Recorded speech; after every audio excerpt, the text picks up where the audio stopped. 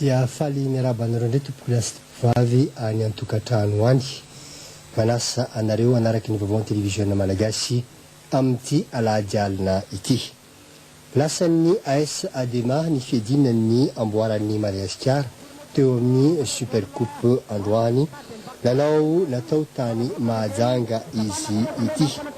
Tany amin'ny 10 minitra tamin'ny fizaram-potoana anatin'ny fizaram-potoana ny fanalavam-potoana no nahafatesan'ny AS Adema ny isa tokana. Raha tao anatin'ny 90 minitra dia azo lazaina fa nirava adsala ny rotota ity ilay baolina nentina ary tsy alina no napiditra izany. Iny hitantsika iny tany amin'ny 10 minitra tamin'ny fizaram-potoana voalohany teo amin'ny fanalavam-potoana no nisy izay fampidira baolina izay.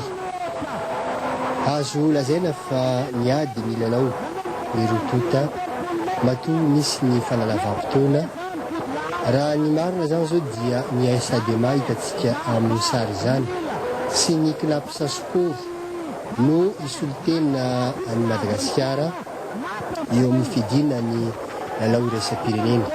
Iny le replay zany baolina tsara tarehy no isolitena io izay ny Madagasikara eo amin'ny fidina ny lalao iraisam-pirenena aty Afrika izany. Hatreto aloha dia azo lazaina fa tsara ny fanomanantena sy ireo lalao ny atrehan'ny AS Adema manokana ohatra na ny parcours ny ekipa ny Knapsa Sport ary dia izy rotota zany no arabaina fatafakatra amin'izany lalao eo amin'ny sehatra afrikana izany averiko any ny AS Adema nahazo ny amboara ary ny Champions League teo ampelantanan'ny Knapsa Sport.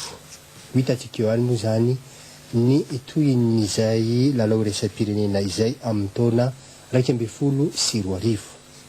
Ivadika lafim-baovao hafa tanteraka isika eo amin'ny lafin'ny sosialin'ny vahoaka avy hatrany.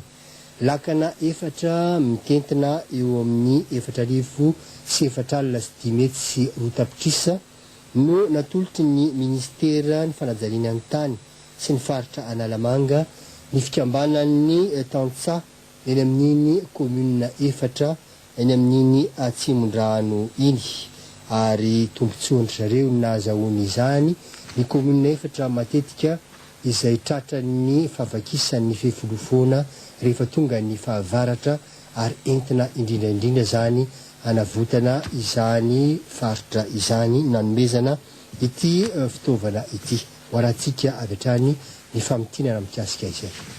Ny fikambanan'ny mpampiasa rano vary aloha anatin'ny commune 3 Ambolatrimo Fiombonana Bemasoandro no iaraitatana ireto lakana ireto hitaterana ireo kojakoja anamboarana fefilo raha misy ny fahavakisana. Saika isa-taona mantsy dia misy hatrany zany toy ny ety Pasika ary mahatratra antapitrisan'ny maro ny vola lany fanamboarana izay atao asampokon'olona. Mifarimbona efa mitondra ny anjara blikiny fanamboarana ny fefilo sy ny lakan-drano ny ministera fanajaliana ny tany, ny FID, ny faritra Analamanga, ny PSDR. Etaetan'ny fokon'olona eny an-toerana arak'izany ny anaovana barazo maharitra mba ialana amin'ny fanamboarana isa-taona.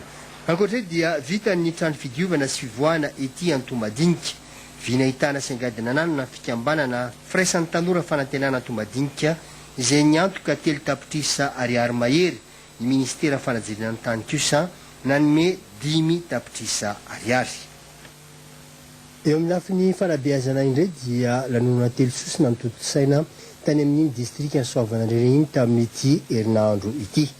Lasa lycée Randimbisoa Albert ohatra ny lycée lehibe ao Soavinandrina any Itasy any no mariana ihany koa ny fahefapolo taona ny CEG any Antoerana ary nisy ihany koa ny fanomezana mari-pakasitrahana ireo mpanabe izay tao anatin'ny fanomariana ihany koa ara-pomba ofisialy ny fidiran'ny mpianatra any amin'izany faritra Itasy izany.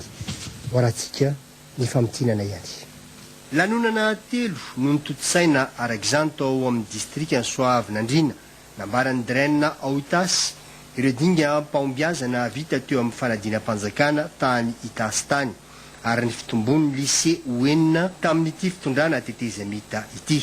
Lasa lycée Randimsoa Albert ny lycée ao Soavinandrina satria voalaza fa zanaky mandrindrano ty tanindrazana ity lehilahy ity izay nitolona ho an'ny fahafahany Madagasikara ihany koa fa iny no sady nanome lanja ny fanabeazana tao Soavinandrina tao.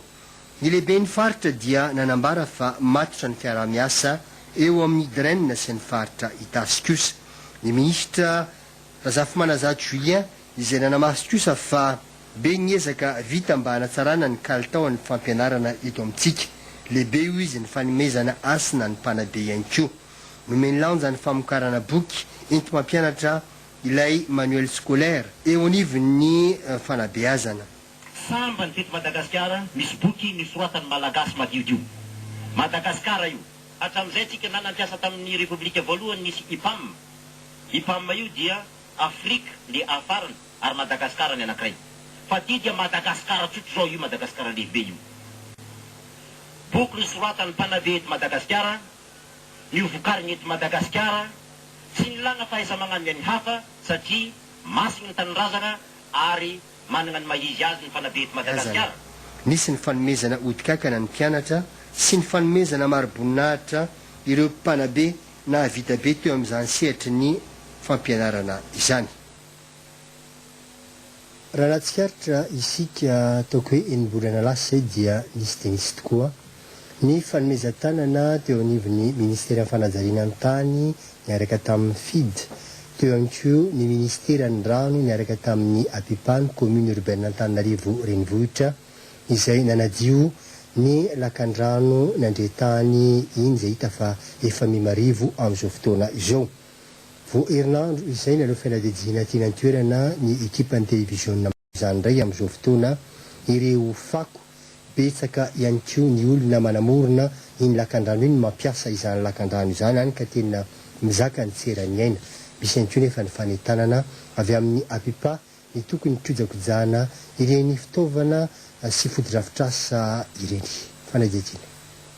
Raha ity volana Oktobra sy Novambra ity dia nitoetrany ny fanadiovana ireo lakan-drano lehibe mamoaka ny rano maloto eto Antananarivo, indrindra ireo mamakivaky ny faritra iva araky ny fanadijina natao nefa dia ny FID no miantoka ny fikaramana ireny olona ireny ary amin'ny alalan'ny asa tana maro. Ny olana nefa dia tsy ampy betsaka ireo dabapako sy ny fiara mpanala ireny fako miangona ireny toy ny hita tetsy isotry.